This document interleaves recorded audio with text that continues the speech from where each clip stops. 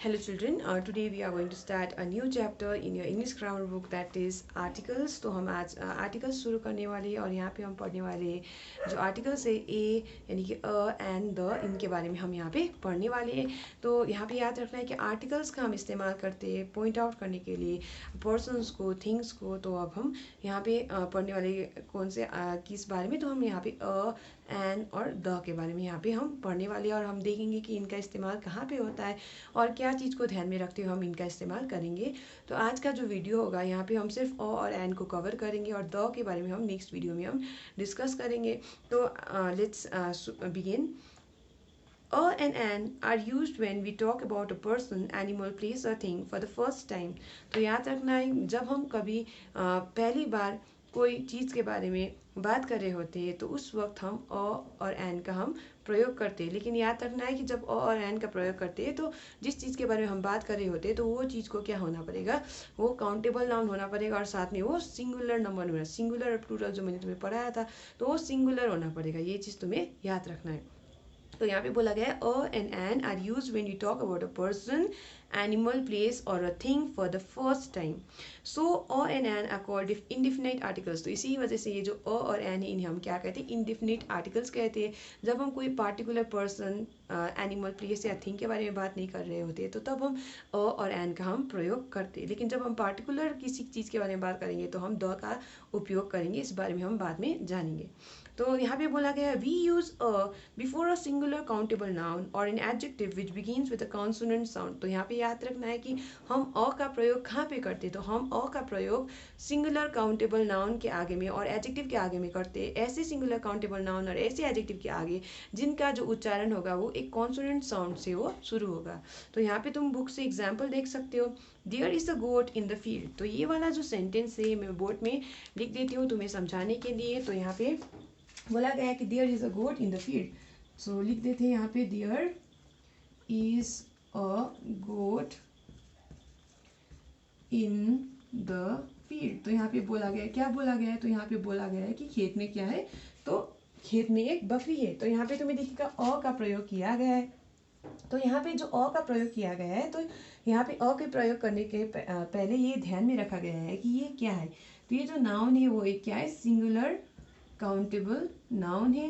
तो ये जो गोट है तुम गिन सकते हो, काउंटेबल है और ये सिंगुलर नंबर है, सिंगुलर प्लूरल जो तुम्हें मैंने पहले से पढ़ा रखा है। तो यहाँ पे ये सिंगुलर है और ये काउंटेबल है जिसको तुम गिन सकते हो। तो ये सिंगुलर काउंटेबल नाउन है और साथ में जब इसका हम उच्चारण करते हैं तो इट बिगिंस विथ, ये जो साउंड होगा बिगिंस विथ कॉन्सोनेंट साउंड। तो याद रखना है किससे शुरू होगा, बिगिंस विथ किससे, तो मैंने बोला कॉन्सोनेंट साउंड। तो कॉन्सोनेंट साउंड कहने पर वो ए ई आई ओ यू के साउंड से वो शुरू नहीं होगा। तो ए ई आई ओ यू तो क्या है, ए ई आई ओ यू क्या है, ये वावेल से।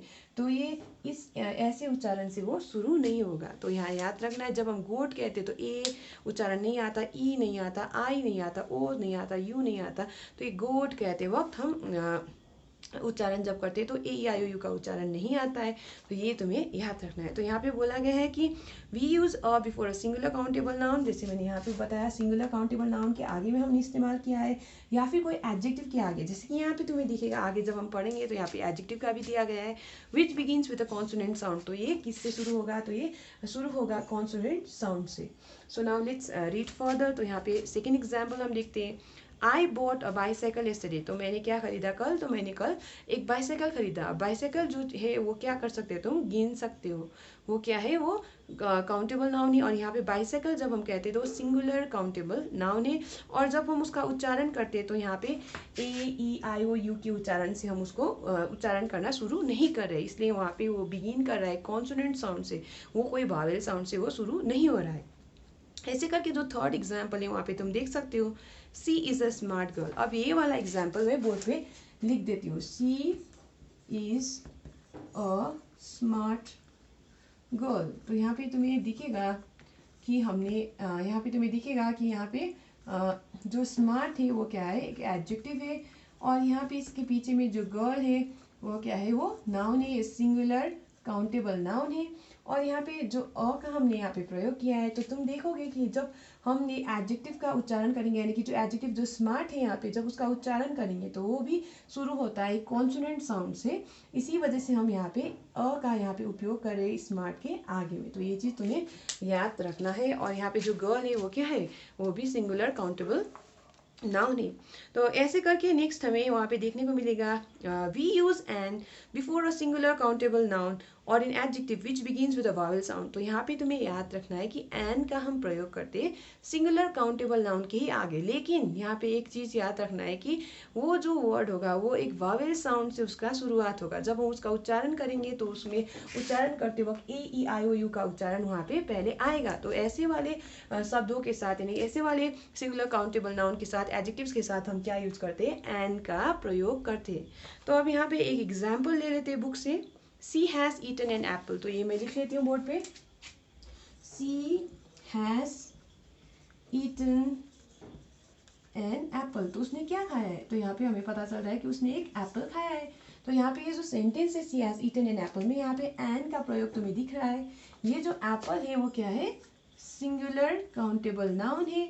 लेकिन इसके साथ साथ याद रखना है कि जब हम एप्पल कहते हैं तो जो ए का उच्चारण पहले आता है, इसलिए ये जो बिगिन करता है ये शुरू किससे कर रहा है, तो ये बिगिन्स विद व्हाट साउंड। तो यहाँ पे तुम्हें याद रखना है कि it begins with Wavell sound.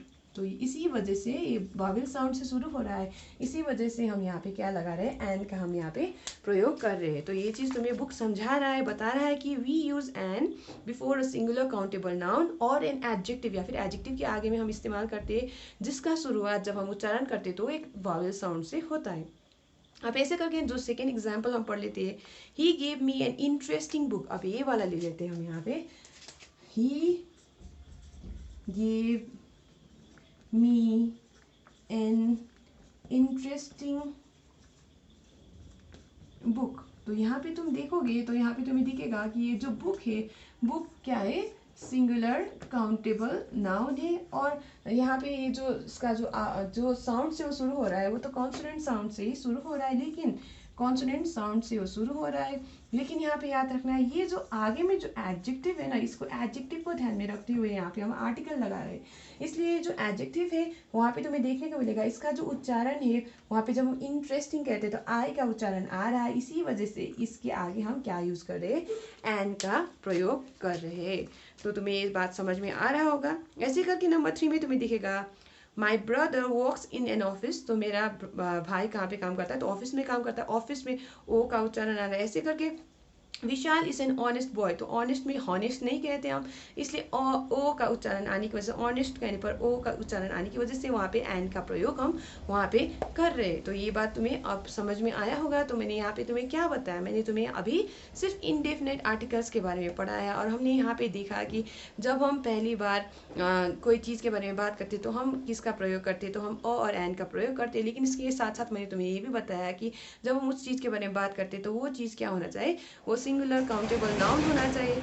और हमने यहाँ पे आगे बढ़ के पढ़ा कि इनको हम क्या कहते हैं, और एन को इंडिफिनिट आर्टिकल्स कहते हैं, क्योंकि हम कोई particular person, place, animal, thing के बारे में यहाँ पे बात नहीं कर रहे होते। जब हम और एन का प्रयोग कर रहे होते तो हम कोई स्पेसिफिक चीज़ के बारे में बात नहीं कर रहे होते, इसलिए हम उसको क्या कहते हैं, इंडिफिनिट आर्टिकल्स कहते हैं। और आगे बढ़ के हमने देखा कि अ का प्रयोग कहाँ होता है और एन का प्रयोग कहाँ होता है।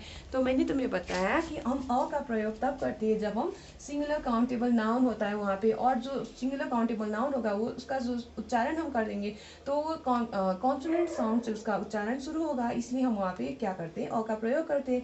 ऐसे करके कोई एडजेक्टिव होगा तो एडजेक्टिव का भी जब हम उच्चारण करेंगे तो उसका उच्चारण करते वक्त कैसा उच्चारण होना चाहिए, तो एक कॉन्सोनेंट साउंड से शुरू होना पड़ेगा, तब जाके हम अ का वहाँ पे प्रयोग करते हैं।